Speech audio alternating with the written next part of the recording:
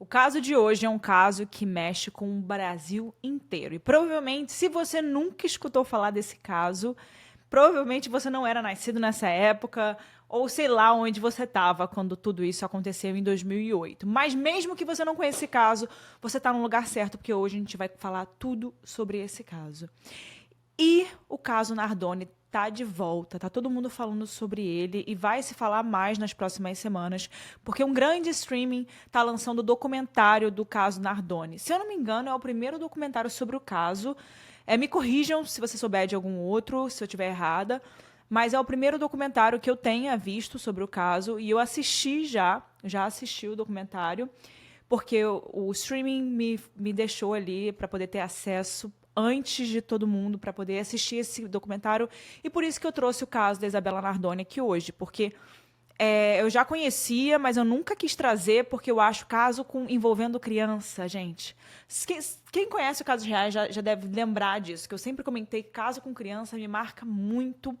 Eu não gosto de falar, não gosto de fazer, mas muitas vezes é necessário, né? Eu quero também saber o que você acha. Se caso com criança também te deixa muito mal, muito para baixo. Mas então é isso.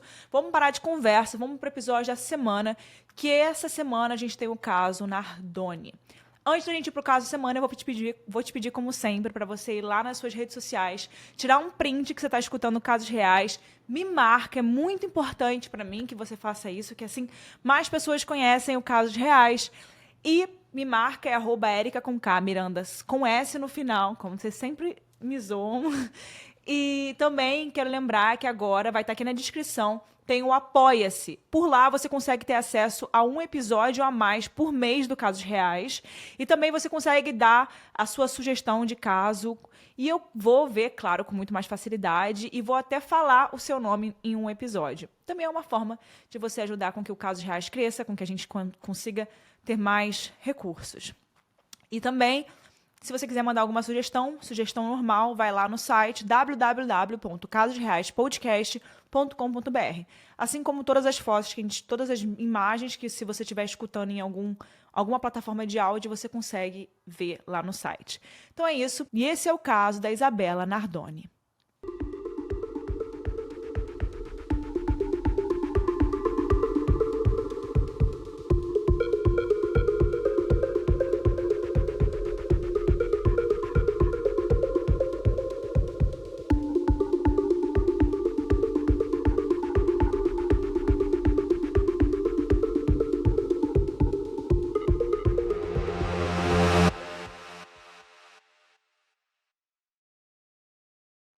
Menos de 12 minutos. Esse foi o tempo que definiu o fim da vida de Isabella Nardoni, de apenas 5 aninhos, na noite do dia 29 de março de 2008. Há 15 anos, uma notícia chocou o nosso país. Uma criança de apenas 5 anos de idade caiu da janela do 6º andar do apartamento do seu pai. Mas o que ninguém sabia ainda, quando isso tudo aconteceu, é que esse não era um caso de queda acidental, né? Que você escuta um caso desse, uma criança caiu, meu Deus, que tristeza, né? Mas pode ter sido um acidente. Mas não era um homicídio. E antes que tudo isso acontecesse, a família formada por Alexandre Nardoni, Ana Carolina Jatobá, os 2 filhos do casal, deles 2, e a filha Isabela, que era filha somente de Alexandre e da Ana Carolina, né? Sem ser Ana Carolina Jatobá, era a mãe biológica de um relacionamento anterior que o Alexandre Nardoni teve. E essa família, né, formada pelos 2 filhos do casal, e a Isabela e o Alexandre e a Ana Jatobá, eles estavam fazendo uma compra. Aquelas compras de mercado, sabe, normal que uma família faz. Então, eles foram ao supermercado fazer as compras do mês para poder, né, abastecer a casa. A Isabela, cuja mãe biológica também se chamava Ana Carolina, mas era Ana Carolina Oliveira, né, não Jatobá, ela iria voltar para a casa da mãe logo que o final de semana terminasse, já que era um esquema de guarda compartilhada em que o pai fica o fim de semana e a mãe passa a semana com a criança. E a Ana Carolina Oliveira, inclusive, estava em um restaurante bem perto da casa dos Nardoni naquele dia, né? Ela estava ali celebrando um dia normal e feliz com seus amigos, bem próximo por ali. Só que no supermercado vem o primeiro estresse daquela noite, daquele dia. O cartão não foi aprovado. Aquele tempo inteiro que o casal ficou em compras, com 3 crianças pequenas, já que a Isabela era a mais velha, foi ali completamente em vão. E isso deixou os 2 adultos assim um pouco nervosos, sabe? Enfim, estressados. As crianças já deviam estar cansadas também naquela altura e bem entediadas, como qualquer outra criança que acompanha um adulto em coisas de adulto, né? E é possível que essas crianças tenham feito pirraça ali no carro. Esse seria um retrato normal de uma vida normal de uma família, né? Provavelmente você deve até escutar e se similarizar com algum caso que você já teve, alguma coisa que já aconteceu na sua família que, poxa, minha mãe me levou para o supermercado, que saco. E naquela época, quando isso aconteceu em 2008, lembra que a gente, às vezes, realmente, se o cartão não era aprovado, uma compra mais alta, aquilo demorava dias, você tinha que voltar no lugar no dia seguinte para ir tentar de novo. Então, não era assim, né? Liga para o cartão e autoriza na hora, demorava um pouquinho mais. Enfim, imagina você gasta muito tempo no mercado e aí você não consegue fazer as compras. Enfim, frustrações existem. Seja com o cartão recusado ou com pirraça das crianças e várias outras coisas.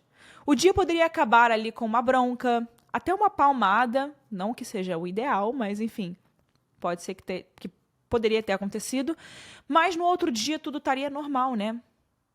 Caso fosse uma família normal. Mas aí que tá o negócio. Para o azar da pequena Isabela Nardoni, esse casal ali passava longe de ser um casal normal. Uma tragédia aconteceu e agora eu vou contar o ponto de vista dos Nardoni.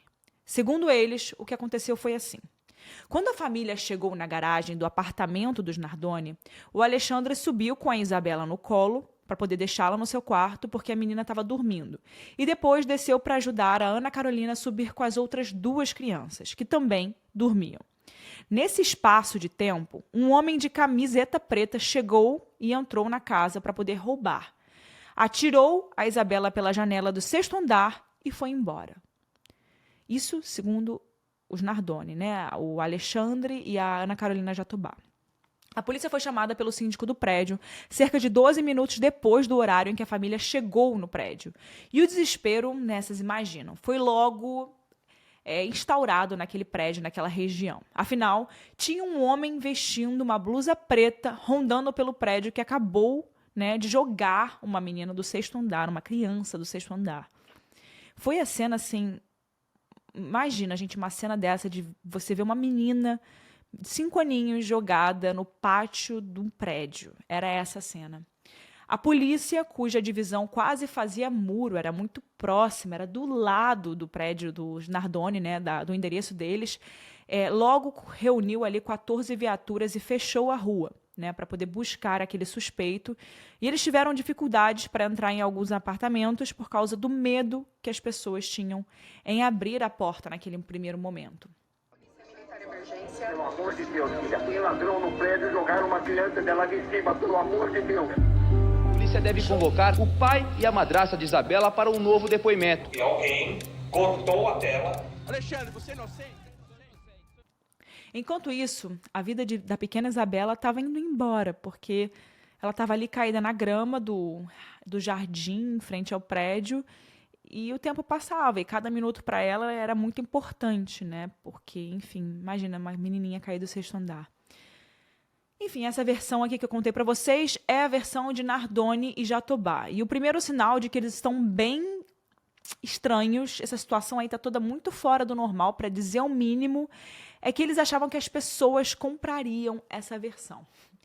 O que eles nem pararam para pensar, mesmo porque nem deu tempo, aquele período de tempo ali foi muito curto, é que não há sequer precedente de latrocínio dessa forma. Gente, vamos lá.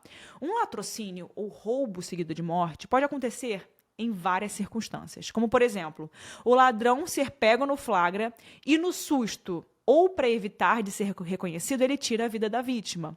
Ou no caso de fazer a vítima de refém, ou até mesmo matar antes e roubar depois. Mas não existe um único caso na polícia brasileira, que até então, se você souber de algum, me conta, eu não consigo encontrar nenhum em que um ladrão que passaria por uma portaria com um porteiro câmeras, segurança e etc. Entra em uma casa tão próxima a um quartel da Polícia Militar para poder fazer um roubo, né? Efetuar um roubo, é pego no flagra pelo dono da casa, por um homem dono da casa, e em vez de sair correndo ou entrar em uma luta física com quem presenciou aquele crime, sai correndo, pega uma tesoura, corta a tela de proteção da casa e joga uma criança pela janela e sai correndo. Como assim, né? Surpreendendo um total de 0 pessoas, as evidências periciais do que aconteceu naquele dia contaram uma história muito diferente da história que eles contaram. E muito pior do que seria, né, se um ladrão tivesse feito esse tipo de manobra para poder fugir da cena do crime. Bem pior. A realidade é mais dura do que o que eles contaram.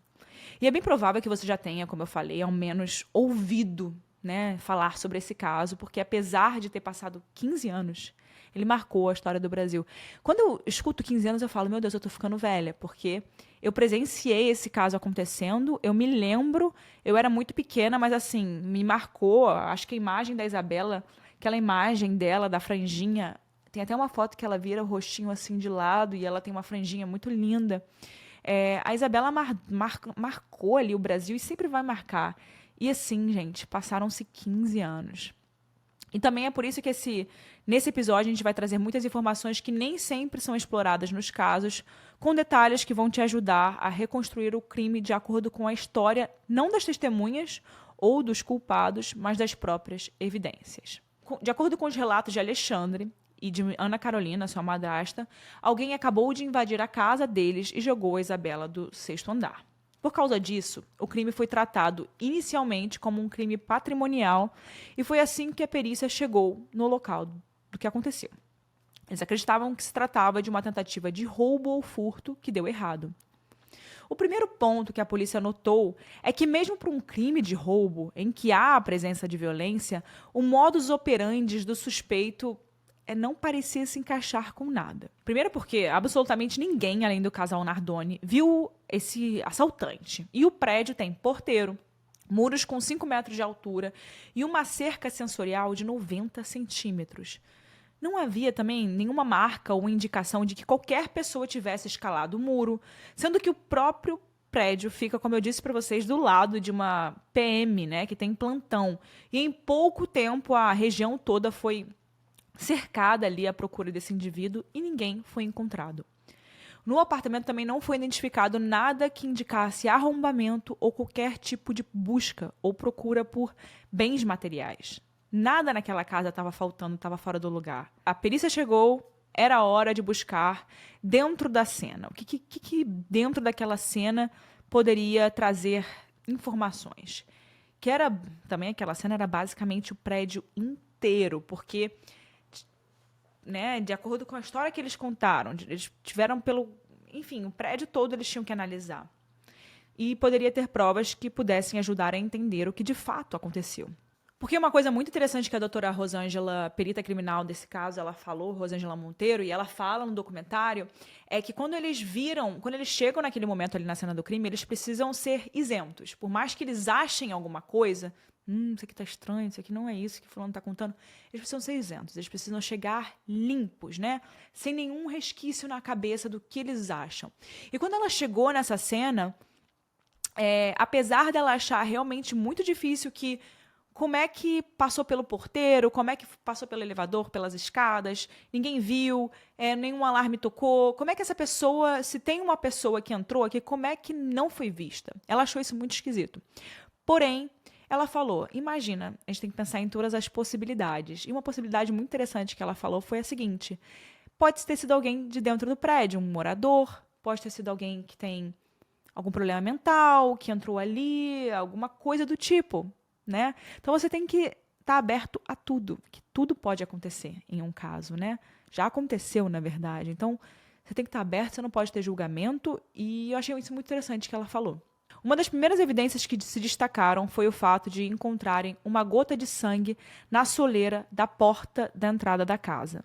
E pela posição dessa gota, a altura de Isabela não correspondia. Então a gota precisaria vir de uma altura maior que a da menina em pé. Ou seja, o sangue indicava o movimento de entrada no apartamento. Então, isso significa que alguém estava carregando a Isabela, porque ela não teria aquela distância ali para poder causar aquele pingo de sangue, né? E muito desse caso foi analisado de acordo com o sangue, né? Com as gotas, a altura, a distância, de que forma cairia aquela gota, de acordo com o que os peritos sabem, né? Inclusive, a doutora Rosângela Monteiro, ela trabalhou nesse caso e ela fala muito sobre essa questão dos pingos de sangue e como isso ajudou, né, a eles refazerem o caso, né, refazerem aquela cena do crime. E o sangue estava indicando um movimento de entrada no apartamento. E aquele sangue ali, daquela maneira, se a porta tivesse fechada, ele não teria caído naquele local. Então isso indica que alguém trouxe ela sangrando de fora para dentro do apartamento. E não a pessoa estava dentro com ela. Então, aquilo ali já ajudou muito a perícia a poder tentar entender o que tinha acontecido. A Isabela, já veio, de certa forma, machucada de fora da casa. Isso é um ponto muito importante. Um outro detalhe é que a própria chave de Alexandre tinha sido deixada na porta do apartamento.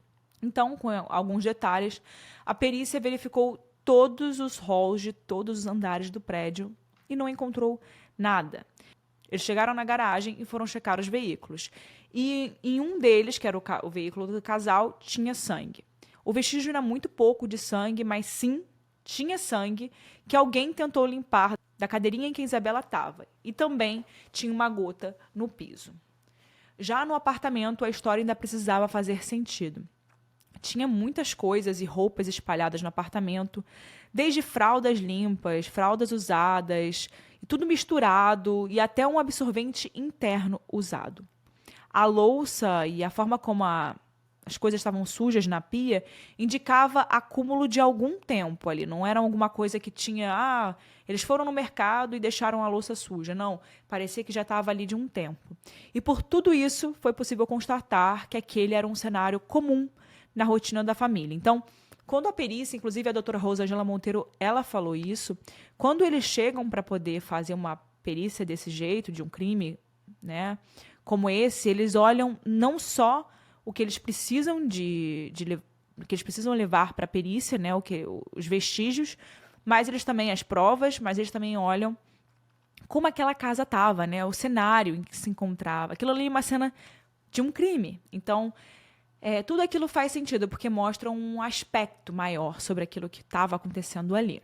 Isso também é bom porque a perícia consegue ver realmente se tem algo faltando na casa, se alguém levou alguma coisa, se alguém revirou alguma coisa em busca de valor. Então, essas coisas são muito importantes, né? E eles sempre tiram muitas fotos, que é para depois lembrar exatamente das coisas para usar no processo e etc. Enfim. E esse tipo de informação, gente, é tão importante que olha esse exemplo. Foi isso que fez a perícia notar uma única fralda no balde na lavanderia da casa. E essa única fralda, ela estava úmida. E o exame detalhado ali que eles fizeram depois, que eles recolheram, revelou que ela não apenas continha manchas de sangue, como também foi utilizada dobrada, no que eles chamam de tamponamento, que é comumente usado para poder estancar sangramento. Ou seja, usaram uma fralda ali para estancar um sangramento. Uma nova cena começava a se formar, mas ainda tinha muita coisa para desenrolar e ser descoberto. No apartamento de Alexandre e Ana Carolina haviam 3 quartos. O do casal, que a janela dava para a lateral do prédio, e 2 que as janelas davam para frente do prédio. Um deles era o quarto de Isabela e o outro dos seus 2 irmãos. A Isabela foi jogada no quarto dos seus irmãos, que tinham 2 camas de solteiro unidas no cantinho. E isso dificultava o acesso até a janela. Na própria cama, foi possível ver a marca de um soldolado, como se alguém tivesse tentado subir na janela e o calçado ali raspou na parede. E os exames foram feitos com todos os pares de sapatos da casa. A correspondência veio exatamente com o par que Alexandre usava na noite de 29 de março de 2008, a noite do crime. As roupas de Alexandre e Ana Carolina também foram solicitadas pela perícia e só foram entregues 9 dias depois. Isso poderia significar que as roupas foram lavadas e que provavelmente as evidências que eles buscavam estavam perdidas. Mas, na verdade, as roupas ainda estavam com os resquícios daquela noite. No calçado de Alexandre, por exemplo, tinha sangue na sola do sapato. E no de Ana Carolina tinha uma gota de sangue de Isabela na parte de cima da sandália. E o sapato dela era tipo uma havaiana. Isso já mudava ali mais coisas, né? Porque para a gota cair naquela posição, a Ana Carolina precisava estar muito próxima de Isabela. E o detalhe mais assombroso ainda estava por vir. A blusa que o Alexandre usava no dia tinha marcas da tela de proteção da janela em que a Isabela foi jogada. E isso poderia significar que ele tinha se aproximado da tela para poder olhar para baixo. Com base nessas investigações, foi possível perceber que a única forma da blusa de Alexandre ficar com essas marcas no peito e na parte interna das mangas da sua blusa, como foi o que aconteceu, seria se ele colocasse os braços para fora e carregando um peso considerável que puxasse o seu corpo para frente, na direção da tela de proteção. Talvez 25 quilos, que era o peso de Isabela Nardoni? Talvez. Isso poderia fazer sentido. Na encenação que foi realizada pela perícia, foi também possível perceber que na parede externa do prédio tinham marcas que correspondiam à teoria de que Alexandre segurava o corpo de Isabela do lado de fora, apoiando-se na tela, antes de soltar a sua mão esquerda e, em seguida, a direita, soltar a mão de Isabela, né? Ainda assim, tinha muita coisa para ser explicada. Por que a Isabela estava sangrando no carro e depois na entrada da sua casa?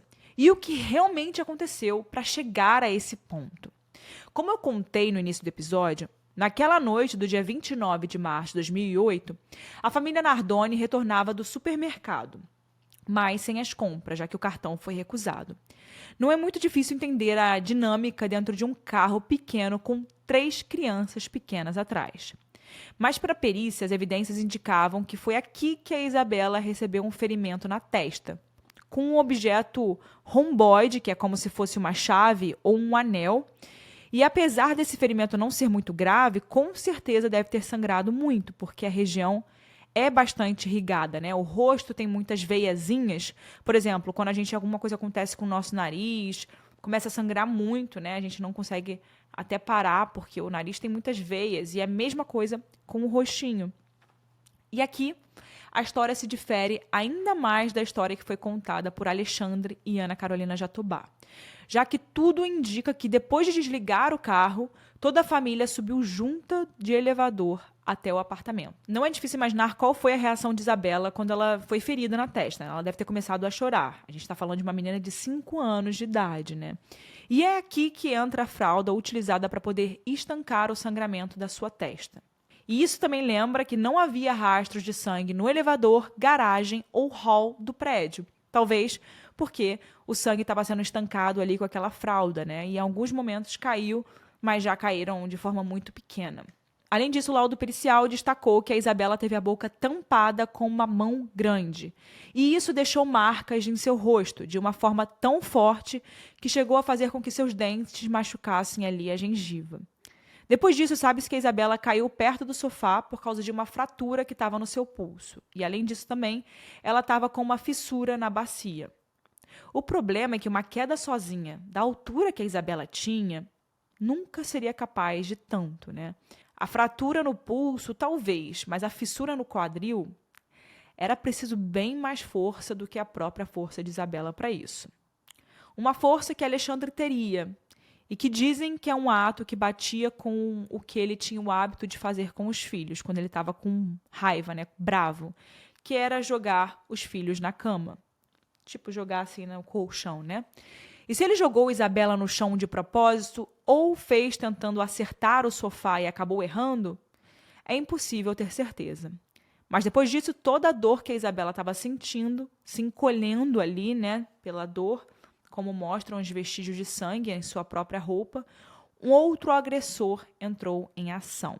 E como mostram as marcas de unhas compridas no corpinho de Isabela, ela provavelmente foi estrangulada pela madrasta, a Ana Carolina Jatobá, e teria ficado desacordada depois disso. E foi depois disso que, supostamente, Alexandre Nardoni tomou a decisão de jogar a filha pela janela do 6º andar. Talvez para encobrir o que já tinha acontecido, ou talvez ele suspeitava de uma morte. Isso é impossível que as provas digam, né? Inclusive porque, mesmo 15 anos depois, o casal continua alegando a sua inocência. Segundo o GPS do carro da família, é possível traçar exatamente o tempo de chegada deles no prédio e até o tempo em que aconteceu a primeira ligação para a polícia, depois da queda de Isabela, que aconteceu ali por volta das 11h30 da noite daquele dia. E isso, como eu disse para vocês, é por isso que a gente tem os 12 minutos, né? Desses 12 minutos, 1 minuto foi o tempo calculado pela perícia para que o porteiro do prédio, que viu a Isabela cair no chão, acionasse o síndico e dizer, né, que tinha uma menina caída no pátio. É um tempo bem curto, né, que coloca toda a família no apartamento no momento da queda. Um outro fato muito importante que ganhou bastante destaque foi o jeito que o próprio Alexandre reagiu depois da queda da filha, que foi, no mínimo, estranho, né? Pouco tempo depois da queda, quando a polícia estava no local, o Alexandre checou o seu relógio, ele foi olhar ali o relógio dele e perguntou se alguém precisava de mais alguma coisa, porque ele precisava tomar um banho. E esse pensamento, né, em um homem que acabou de ver a sua filha caída no chão, lutando ali para respirar por cerca de uns 40 minutos, né, no que os técnicos chamam de fase agônica, né, e tudo aquilo acontecendo ao mesmo tempo. Como você para pensar numa coisa dessa, né? No relato das pessoas que estavam em volta, ela parecia um peixe tentando respirar fora d'água, sabe? Imagina, o pai pensa nisso. Meu Deus do céu. A gente tem que deixar claro, e eu sempre falo isso no casos reais, né? Sobre como as pessoas reagem às tragédias. Cada um tem um jeito de reagir, e eu acho que a gente não deve julgá-los. Mas nesse caso, as provas não deixavam muito espaço para dúvidas, né? Tanto que a condenação viria no ano de 2010, com o Alexandre recebendo pena de 31 anos e 1 mês de prisão, e a Ana Carolina a 28 anos e 8 meses. Ambos em regime fechado por homicídio triplamente qualificado. Agora, em 2023, ambos já estão em regime semiaberto por causa das progressões de pena que são disponíveis aí no nosso sistema prisional brasileiro. E a Ana Carolina também tem autorização para trabalhar fora e voltar para dormir no presídio. O casal continua junto até os dias de hoje e fazem planos para a vida depois que eles estiverem livres. Em 2023, Isabela completaria 21 anos, com muitas vivências acumuladas e, com certeza, muita coisa ainda para viver. Mas isso se a sua vida não tivesse sido interrompida por uma sucessão de atos violentos e incompreensíveis. A sua mãe, Ana Carolina Oliveira, deu uma entrevista em 2018, quando o crime completou 10 anos. E ela disse que tem muita saudade, mas que aprendeu a lidar com a dor.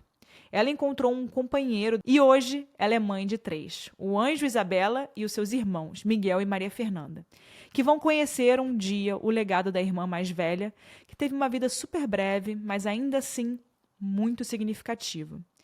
E que a perda foi e é sentida até os dias de hoje por todo o país. Esse é o momento que eu falo para você que se você chegou até aqui e se conhece alguma criança vítima de violência física, qualquer abuso parental, sexual, física, psicológica, entre em contato com o Disque 100. Essa linha é disponibilizada pelo Ministério dos Direitos Humanos para qualquer denúncia de crime contra crianças e adolescentes ou violações gerais aos direitos humanos, inclusive de adultos. E agora chegou a hora da minha opinião, né? Vocês gostam dessa parte? E eu também gosto muito de saber a opinião de vocês. Eu fico checando toda hora no Spotify qual foi a opinião de vocês. Então, qualquer plataforma que você estiver vendo, escutando, você consegue dar a sua opinião, tá? Eu quero muito ver. A minha opinião sobre o caso Nardoni, primeiro, não gosto de trazer casos de criança. Eu fico mal, eu não gosto de pesquisar, de procurar. Mas é muito importante para que essa história não se repita e que a gente consiga levar esse caso para sempre, para a justiça ser feita, para ninguém esquecer da Ana Carolina Jotobá e do Alexandre Nardoni, né, que eles estão presos, mas eu acho que a gente tem que sempre lembrar, né, dessa história.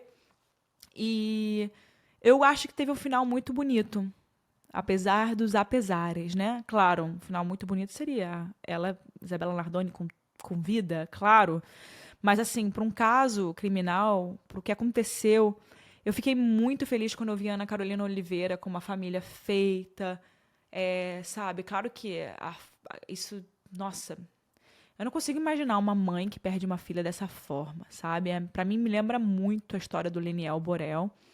E também é um caso que nossa, pra mim é muito difícil falar daquele caso. Eu fico com raiva, fica muito pessoal pra mim. Eu acho que os crimes com crianças deixam a gente muito envolvido psicologicamente, assim, sentimentalmente. Eu fico muito envolvida.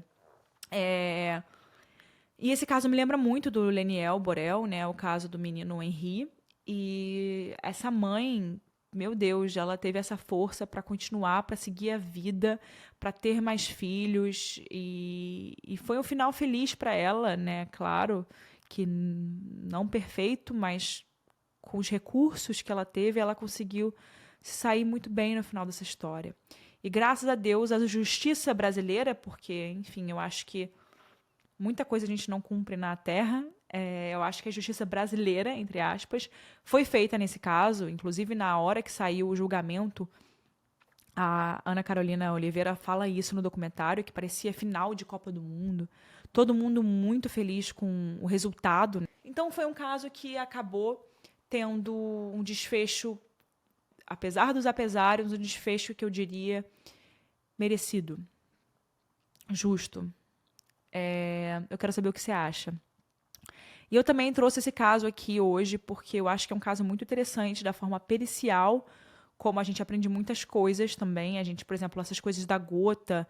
Eu assistindo um documentário, eu fui aprendendo muita coisa sobre o caminho traçado, como você pode realmente montar tudo o que aconteceu de acordo... Claro que nunca vai ser perfeito.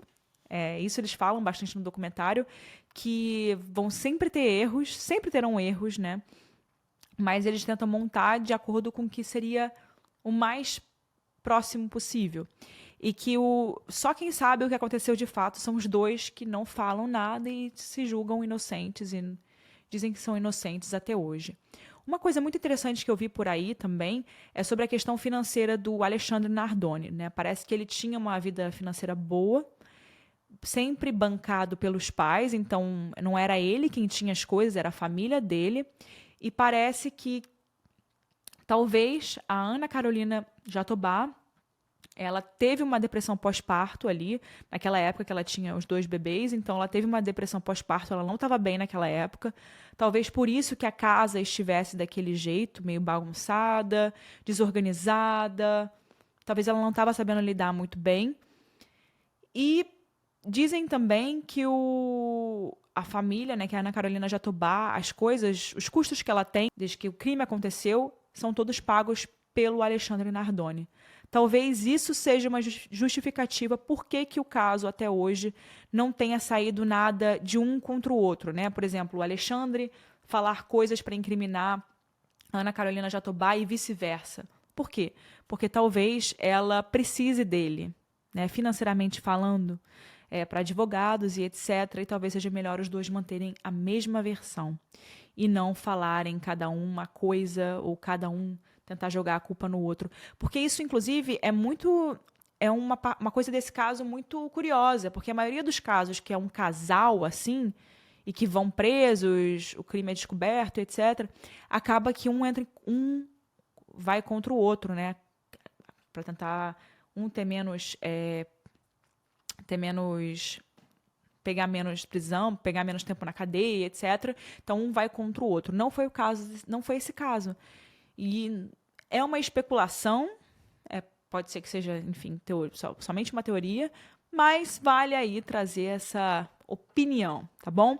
Agora eu quero saber a sua opinião, quero saber o que você acha desse caso, se você conhecia o caso Nardoni, e é isso. Vejo vocês semana que vem em mais um episódio do Casos Reais. Se você gostou desse episódio, chegou até aqui, não deixa de curtir, de compartilhar, mandar para alguém que vai gostar, que é muito importante para a gente continuar aqui na plataforma. Beijo, pessoal. Vejo vocês semana que vem.